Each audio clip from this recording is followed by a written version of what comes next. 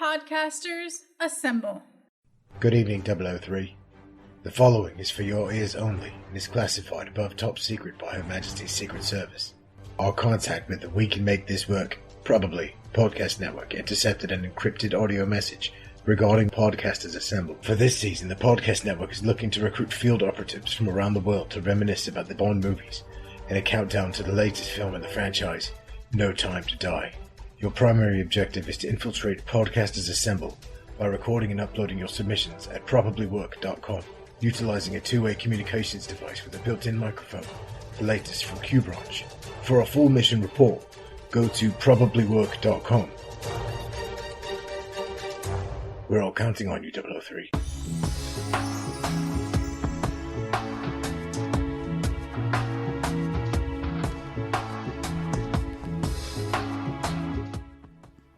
Hi, this is Michael Williams, and I host a podcast called Sarah and Michael Save Christmas.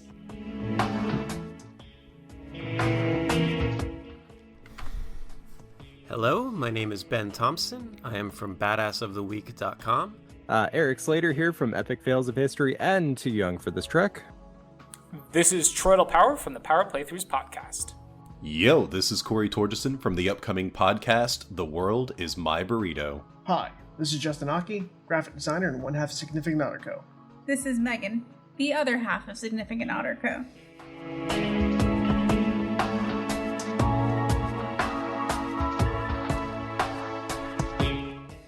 And today we are talking about 1999's The World Is Not Enough. The world ain't enough.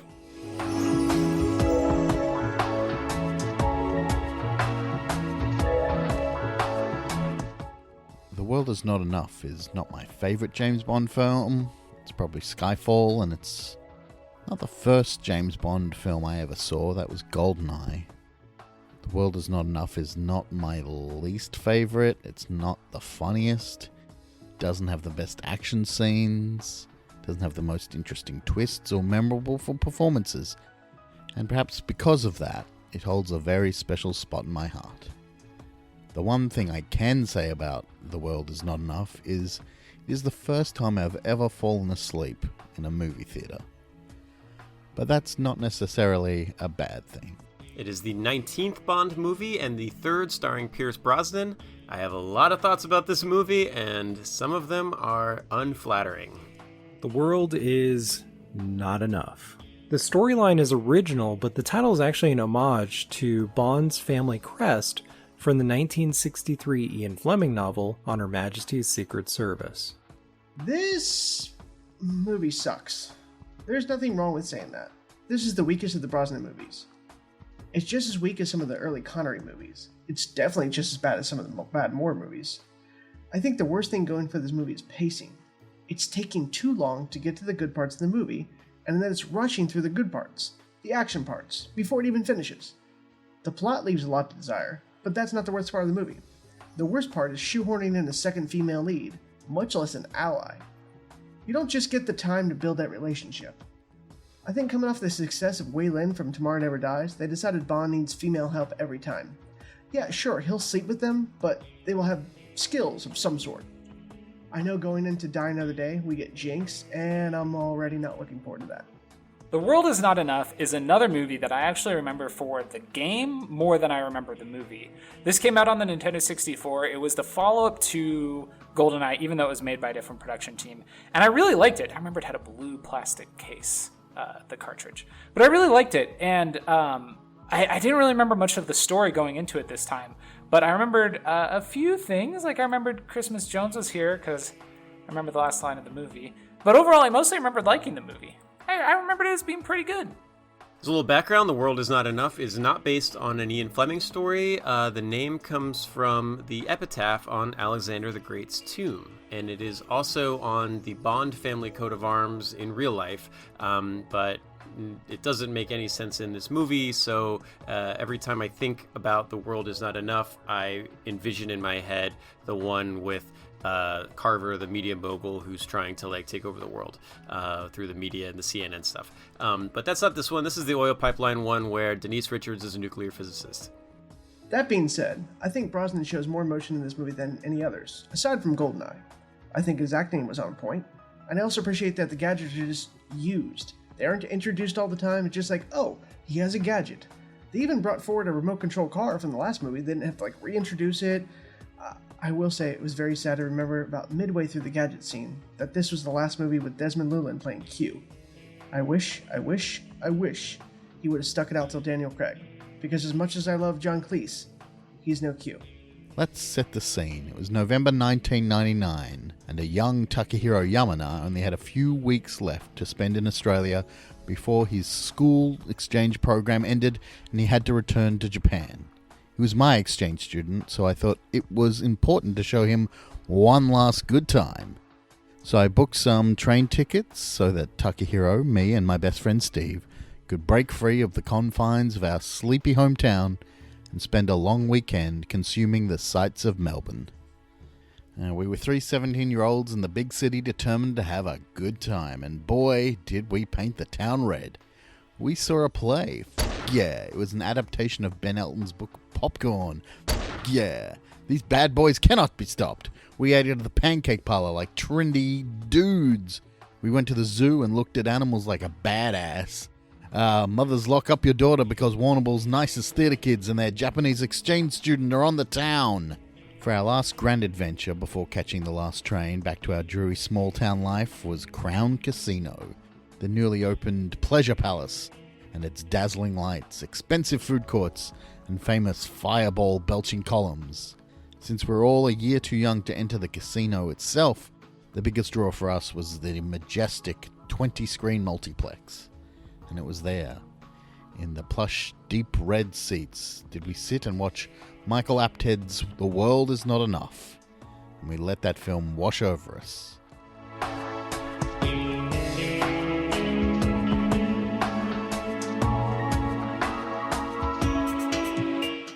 That's probably the best way to enjoy The World Is Not Enough. Not to struggle, not to think, not to engage it in any way, but to passively take it in like a tired 17-year-old boy. Because if you think about this movie, you get mad, from scene one. And rightly so. I mean, the first joke, for example, doesn't even withstand, the gentlest of thought. So, picture this. A comely bank employee comes up to James Bond and offers him some paperwork to go over. "Would you like to check my figures?" she says. "Oh," replies Mr. Bond with a childish grin on his dumb face. "I'm sure they're perfectly rounded." Okay, Bond, I know you mean that she has round boobs and the round butt, but how does this double entendre make sense when it's taken from the accounting side of things? I mean, surely flipping through the pages of a Swiss bank account information and finding all the numbers were perfectly rounded would be, at least unnerving, if not a little alarming, because, interest, conversion rates, and messy things like that help to unround the most rounded of numbers, idiot. But, however, being an overtired 17-year-old, that's a great joke. That's a laugh-out-loud joke. You can, after that good laugh, you can let your eyelids become heavy as the thoughts of perfectly round boobs and butts dance in your mind. I just have a note here that says he looks hot with glasses. I think it was from the very early scene where he's pretending to be a banker to collect the money. But if I remember correctly, he does look really good with a pair of glasses. Way to go, Pierce. The first thing we see in this movie is Bond's Walther P99. Towards the end of the last movie, Bond traded in his PPK for the P99, which is a slightly newer model, and it was kind of right at the beginning of the third act of Tomorrow Never Dies, and at the time I had a theory that maybe that was the end of the good Pierce Brosnan era, and the P99 is the indication of bad Pierce Brosnan era, and the fact that we're opening with that shot is starting to kind of drive that idea home. Starting off, the gun barrel sequence has a disco vibe that I'm really not digging. Some things I appreciate about this movie. The opening sequence was fantastic. Bond is at his best when he can get the element of surprise against a villain or henchman. Sometimes, he only has his wits and maybe a gadget. He had both in this sequence. After not getting the answers he needs from some mid-level evil banker, he blows up his gun, absolutely demolishes the henchman, kills the bad guy, then jumps out of the window strapped to a basically deadweight idiot, getting away cleanly. The entire scene is fantastic. So we are in a Swiss banker's office in Spain, and an MI6 agent was killed, and Bond is trying to track down the assassin. So right off the bat, this movie has one of the longest cold opens ever. I'm not saying that's necessarily a bad thing. I mean, it's a pretty great action sequence. It's a cool chase, but it does feel like they were going for like the world record for longest cold open, because I want to say this thing clocks out like 20 minutes. Like there's so much going on here. There's an assassin, Bond's chasing them. Even after being betrayed by like a dozen women spies at this point over the course of the last 19 movies, Bond still never suspects the woman. This will be a theme. The cold open is pretty strong right off the bat. Bond is here to pick up some money that's been recovered as a banker. Seems to be his favorite undercover look. And, stuff goes crazy, as it usually does. But my favorite part of the cold open is that Bond uses a knocked out guy as like a ballast to go bungee jumping from. And when he jumps down, the guy like wakes up and catches the leg of a table so Bond doesn't get to the ground. And so then he like has to yank on the cord to pull the guy off the table. Like, I don't know, I think it's pretty cute. Bond beats up the guards, he ties a rope to an unconscious guard, the other side to himself, and jumps out the window to escape the cops. He uses that man like an anchor. So this is the first time we've seen MI6 headquarters, and it's already being blown up, and that kind of falls sort of flat. Like, at least show MI6 headquarters in a previous movie, because, like, we don't know how top secret or impenetrable this place is, and it doesn't look like it's very much either. Anyways, there's an explosion at MI6. This one guy, King is his last name, is murdered. So Mr. King is about to take the money they got in Switzerland, but the lapel pin that he is wearing sets off a bomb inside the money that blows up a huge hole in MI6, kills King, injures a bunch of people, and blows a huge hole in the side of the MI6 building. Bond looks out the window, he sees that same hot girl in a leather suit shooting at him with a machine gun, so he runs down to Q Labs, steals a prototype submarine boat kind of thing, and goes after her. We have a boat chase down the Thames River. Bond spots the assailant and jumps into action after her. In the process, stealing Q's fishing boat, which I don't know if that thing's ideal to go fishing in, but it's got like jet turbo engines on the back and does flips and stuff. It's pretty awesome. I would love to hang out with Q. This guy seems like an adrenaline junkie for his age. It's pretty nuts. It's awesome. Is Q working for Batman? Because that's definitely a bat boat. This leads to the second best part of the movie. After accidentally killing the lecher's dad with the money he brought back, James Bond has to chase after a sniper in Q's boat. This chase sequence is super fun, with the boat apparently being able to dive underwater, has afterburners, turns on a freaking dime, it does a barrel roll, its GPS tells the driver how it can get through city streets and restaurants. I mean, does it have wheels? I love the fact that this is the only boat in the world like it. It is a prototype, and Bond instinctively knows how to operate and activate all of the gadgets, despite having received zero training on it and having never seen this thing before he got into it. This boat is not cool looking, and it does not make an intimidating sound. It sounds like a remote-controlled car, and it kind of looks like one as well. This is a long cold open because we get the part at the bank, then we get the part at MI6 where the explosion goes off, and then Bond goes out on a boat to chase down an assassin. A boat that he launches out of Q Labs from like the 8th story of the building down a chute. I think this is how this boat was supposed to get deployed, which seems crazy, but I guess that works. And then we get this crazy chase on the Thames River in London. Though it is kind of cool when he ramps it through the RPK and does a barrel roll and then lands and takes off again. Is this the first chase sequence that we've had in London, like to date chronologically? I know there's one in Skyfall later on, but I mean, yeah, I don't remember too many action sequences like in London in the Bond movies, so that's kind of cool. This boat chase scene is trying way too hard for me.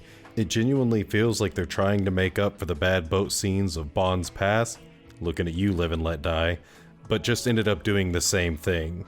This was so much worse than the chase scene in that movie, but fortunately shorter. You can drift off to dreamland for just a little bit, and when you open your eyes again, James Bond is adjusting his tie while underwater in a boat, stupendous. And then get some sleep. All right, I lied. This is my favorite part of the cold open. The girl he's chasing goes under a bridge, and the bridge is closing down, so Bond can't go under the bridge because it's got things hanging down. And he realizes the boat has a dive function on it, so he engages that, and the boat dives underwater, and then we get this underwater shot of the boat going by, and there's no, cab around Bond, so he's just in the water, and he straightens his tie as he's underwater in this boat. That's stupid, and I love it. Bond goes underwater, he straightens his tie, which is kind of a cool touch, but then when he comes up, he's spitting out water, and you're like, oh man, don't get Thames water in your mouth. That is very bad. And I will give it to him. There's a thing with Brosnan where, he adjusts his tie in kind of inopportune moments. He does it under the water in sub mode, and I will give him that. This is kind of like a dumb nitpick, but I don't like that the boats in this part make screeching tire sounds when they turn. Bond drives his turbocharged prototype sub-boat through a kayak rental shop, down a busy street, through a restaurant, then deploys torpedoes into the Thames River and bails out from his boat by catapulting it into a crowd because he is a psycho and he does not give a shit about collateral damage. Bond catches up to the assassin chick who is getting away on a hot air balloon, the fastest known transportation to man, apparently. Two great things about the sequence. Bond fixes his tie when he dives underwater. And then later on, the assassin trying to get away in a hot air balloon, that, incredibly fast vehicle known to those far and wide as the best getaway vehicle ever. No, the lady tries to get away, and when she doesn't, she blows herself up. Wow, this lady came prepared. She brought a grenade launcher and to go along with the mounted machine gun in the back of the boat and the assault rifle she was carrying. But he's hanging off of the balloon and he yells, "I can protect you." And she yells back, "Not from him." And then she fires her gun at the gas canister and the whole thing goes up in flames. And Bond just falls, I don't know how many feet, but it's a pretty big fall. It looks like it hurts. And that actually ends up being a plot point, which was kind of cool. But I also love that sort of ominous tease of this faceless villain who it turns out ends up being a chick. Like one of the Bond women is the villain of the movie, and she's kind of behind everything. Anyway, she escapes in a hot air balloon, but he jumps out of his boat and lands on the guide rope, pulls himself up. She shoots some kind of gas tank, blows up the hot air balloon. Bond falls 600 feet and lands back first onto a tower. And then that's going to take us to the intro sequence.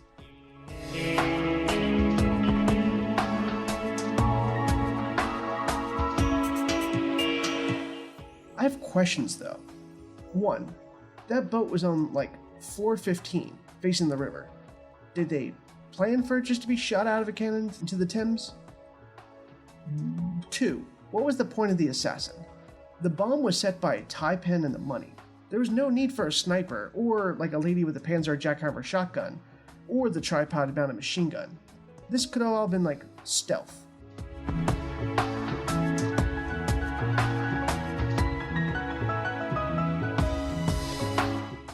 Oh man, this intro song is garbage. I also love how this cold open transitions into the title sequence in a very smooth way, because we get a silhouette of Bond falling and getting back up, and it's awesome. This whole title sequence is really good. I think it's one of the best ones. The visuals are awesome, but also the song, the Garbage song, it's not garbage. I mean, yeah, the band's called Garbage, but it's a really, really good song. I like it.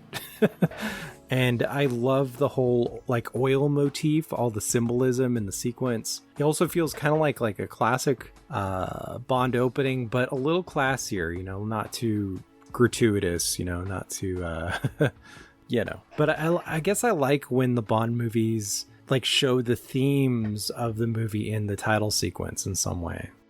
I really dig that song for this one. It doesn't stand out to me as one of the great Bond songs, but just as the movie was playing, I was like, yeah, I can get into this. And the imagery is kind of cool too. It's not subtle. I mean, you think maybe oil's going to be a part of the plot on this one? There's also this cool Technicolor lava lamp effect going on. I dig it. Shirley Manson is channeling her inner Shirley Bassey here. I really like this intro part. I like that she's not trying to be garbage, although I do like that band.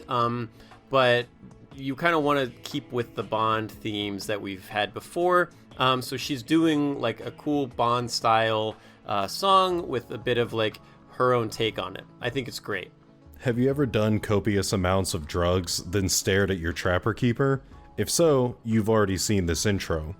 I really dig the very beginning with the drops and the oil pour slowly revealing bodies, but other than that, this is a hell of a trip.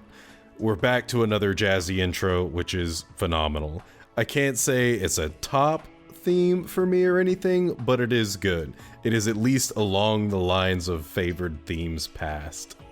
The visuals here are a little too CG for me, especially because this is back in the days before they'd perfected computer-generated breasts. It's oil and girls, and it's a little too reminiscent of the Scorpions fighting each other at the beginning of 3,000 Miles to Graceland, which is like a very famous bad CG intro from this time period. It's into that weird uncanny valley where this looks more like Birdemic than it looks like Goldfinger. The opening music for this movie is fantastic. I always had a crush on Shirley Manson from Garbage, and this just solidified it. The credits are all pretty psychedelic, oil-based and slick and weird things.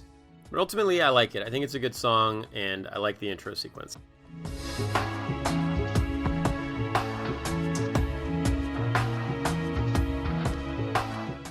So at King's funeral, we see his daughter Electra, and it is Sophie Marceau. She was Isabella the She-Wolf of France in Braveheart. I think she's one of the most beautiful women that ever lived, and she is going to be a major character in this movie.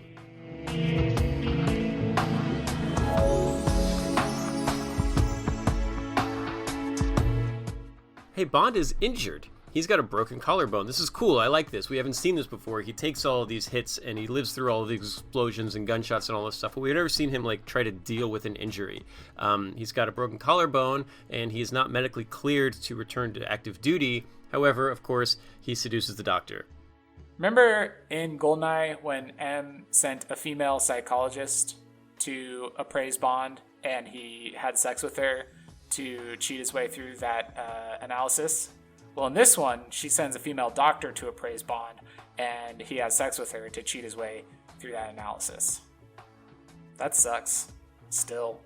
And again. Fun things. Apparently Bond has been sleeping with this doctor in the past. The doctor is wearing leopard print underwear, which is probably not typical for most British government physicians, but I think we can give her a pass because she probably knew that James Bond was going to be showing up today and came prepared.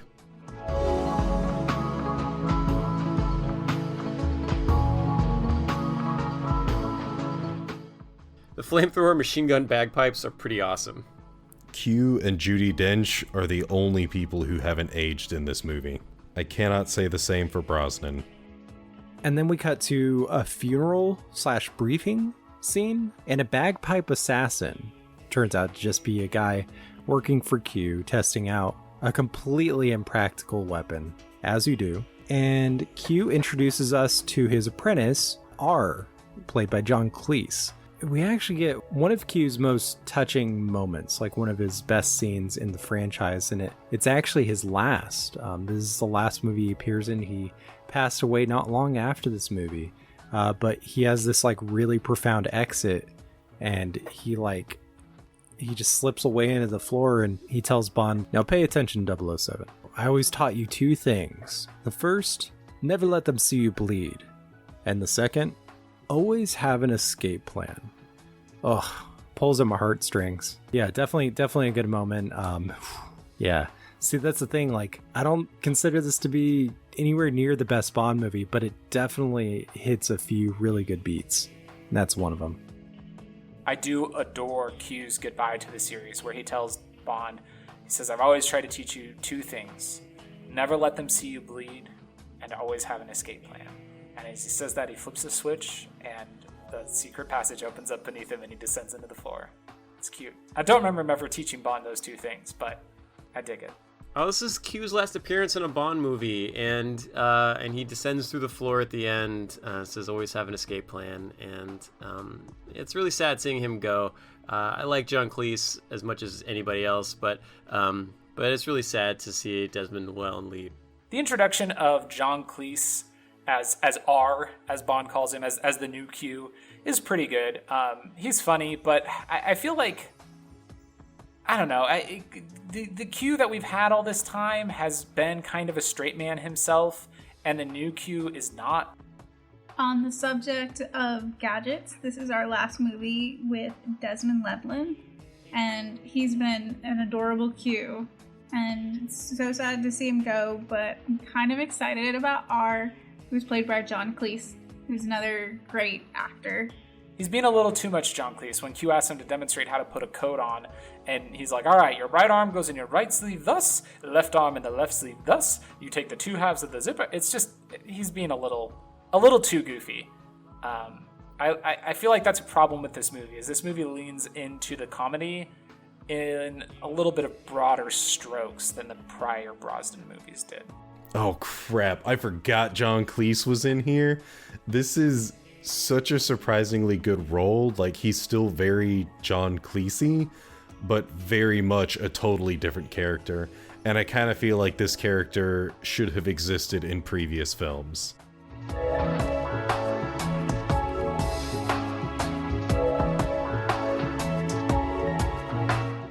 This movie has James Bond playing bodyguard to a personal friend of M's daughter, Electra, an heiress of an Azerbaijani oil empire, who was a victim of kidnapping a few years before. But her kidnapper is back, an unstoppable, cunning killing machine named Renard. He's an ex-KGB agent who was the target of a failed assassination attempt by the late 009. Renard is slowly losing all of his senses, starting with touch, then pain, then smell, as a bullet slowly works his way through the center of his brain. Because he doesn't feel, and actually doesn't care, he's not held back like a lot of other villains. In fact, he plays second fiddle to the real villain of the film. Dun dun dun! It's Electra. She's a psycho who has manipulated the world to work for her because, oh, she's hot. Alright, so here's the plot. Years and years ago, Robert King's daughter, Electra, was kidnapped by a crazy terrorist named Renard, and M told Robert King not to pay the ransom. Instead, she sent 009 after Renard, who shot him in the head. The bullet got stuck in his brain. It's slowly killing him, but it's dulling his senses as he goes, so he can, exercise harder than anyone's exercised before, and that makes him stronger than anybody else, I guess. They think that Renard is the one who killed Robert King, so they send Bond to protect Electra because they figure out that that's going to be his next target. So we learn a little bit about Electra King and how she was ransomed. At one point, apparently, her dad consulted with M, and they worked together to help free her, I guess. We also got a pretty cool introduction to the other villain of the movie, Renard, the anarchist. And we get this kind of cool, 3D hologram of his face. I remember that being pretty cool as a kid. But he has a bullet in his brain. He, for some reason, didn't die, but because of the bullet, which is slowly killing him, he can't feel pain. So he's on constant PCP. It's kind of a scary thought, but also a little bit tragic. Yeah, I think he's a really good villain. I don't know that the actor is really the best, but the concept of the villain is really good. And also the sort of star-crossed lovers angle between Electra and Renard's kind of sweet, a little bit weird. Ultimately, she's really just using him, though. It's kind of messed up. Almost makes you feel bad for him, you know? Then again, there's plenty of scenes to remind you that this is a bad dude. He murders people, left and right, has no empathy. So, yeah, that guy. So, I don't like Renaud as a villain. He's crappy. He sucks. But I like how he was created. I like that MI6, specifically M, created their own problem, and now it's biting them in the ass. That is brilliant.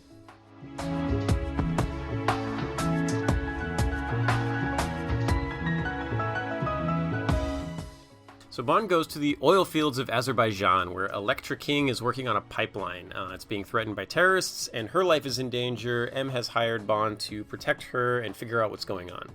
At the end of the briefing scene, M gets a good line. This is a good joke. I like this one because it feels fitting for M to say this. She goes, she's telling Bond to, be subtle and whatnot. And he goes, shadow operation? And she goes, remember, shadows stay in front or behind, never on top. That's a pretty good line, and it fits from M. Oh, and when Bond is put on the case, he's basically told not to sleep with Electra. Yes, that's part of the standard Bond mission package now. I like the look on Bond's face when she asks him if he knows how to ski. We meet Elektra in Kazakhstan. She's working on the pipeline. She's like a woman of the people. She's routing the pipeline around historical sites that her father was just going to knock over. I like this. I like this build up for a character, that she's a good person. I think that's important for what we're going to find out about her later. So, heli skiing, we jump out of the helicopter onto the ski slope, and we're doing some ski stuff. None of this is particularly difficult, what they're doing, but it looks pretty. It's been a hot minute since a ski sequence, but this time, instead of a mad Austrian, it's a crew of Parahawks after them. So, out of nowhere, airborne paragliders with like airboat motors are dropping grenades on him out of nowhere and shooting at him with submachine guns from distances which submachine guns are not designed to shoot at. And I'll admit, those things are badass. But the bad pacing catches up to the scene, because at one point a Parahawk is going to crash, but then, bam, new parachute.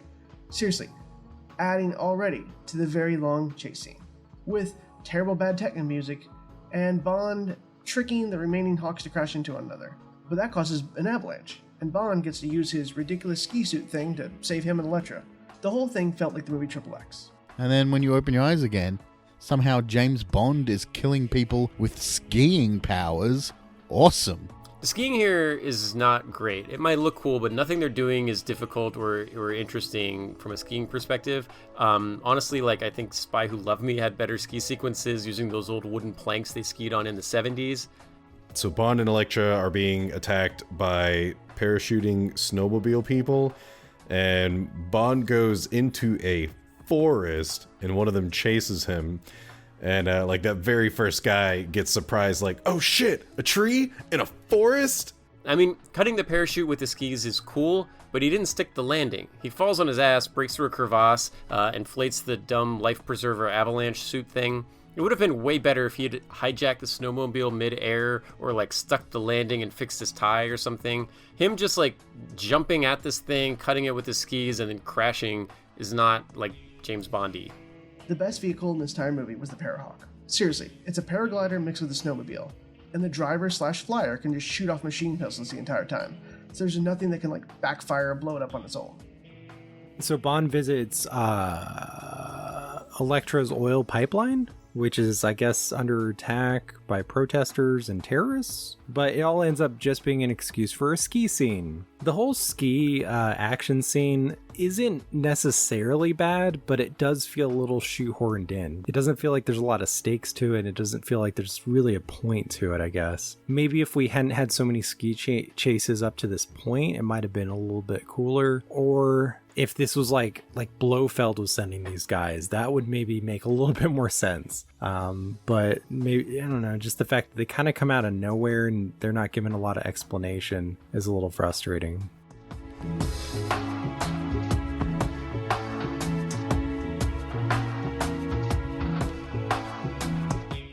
Then James Bond doesn't have sex with Sophie Marceau, which, I mean, come on. Also, those sunglasses are not as cool looking as they want us to think they are. We get the best gadget in the movie, one of my favorite Bond gadgets in the franchise so far, the X-ray shades. I just really love that effect. Like the way they show that he can see weapons and stuff through people's clothes is very cool looking. Kind of noticing these X-ray glasses can't see male underwear, but they can see all of the female underwear, or lack thereof. You're not supposed to wear sunglasses inside. It looks stupid. Hey, it's Russian Hagrid again. What's his name? Zukovsky? He's a really good character. I like him. His henchman cracks me up too. Hey, we get to see Valentine again. He's running a casino. Bond wanders through the casino with X-ray specs on, and ostensibly, I guess he's checking out the fact that everybody's carrying guns, but it sure looks a lot like he's checking out all the women's lingerie. That's not great. Why couldn't it just be like... Why couldn't the X-ray specs just literally show guns? Why does it have to X-ray down your lingerie? So Bond straight up assaults a couple guys, pulls his gun on Cisco in the middle of the casino, and then tells Zukovsky to have all the hot girls go away. Plus, and this is dumb, but when you get a martini, you're supposed to sip on it. You're not supposed to just house the whole thing in 2 gulps. Some more good things. Russian Hagrid's back. Bond goes to visit him, able to try out some X-ray glasses that apparently work without a power source, but damn, those things are handy. You should use them all the time. Haggart gets rid of some hookers by giving them an inch of bills. In hundreds, that's like $2,300. Not too shabby. But Elektra shows up and loses $1 million playing National Lampoon's Vegas Vacation Rules, high card. So Bond and Valentine talk. He gets a little bit of information about the pipeline and whatnot. And then Elektra shows up and bets $1 million on a single card flip that she loses, and it goes to the casino. Strange. I feel like this part is like a real missed opportunity because I really liked Zhukovsky and Bond together in GoldenEye.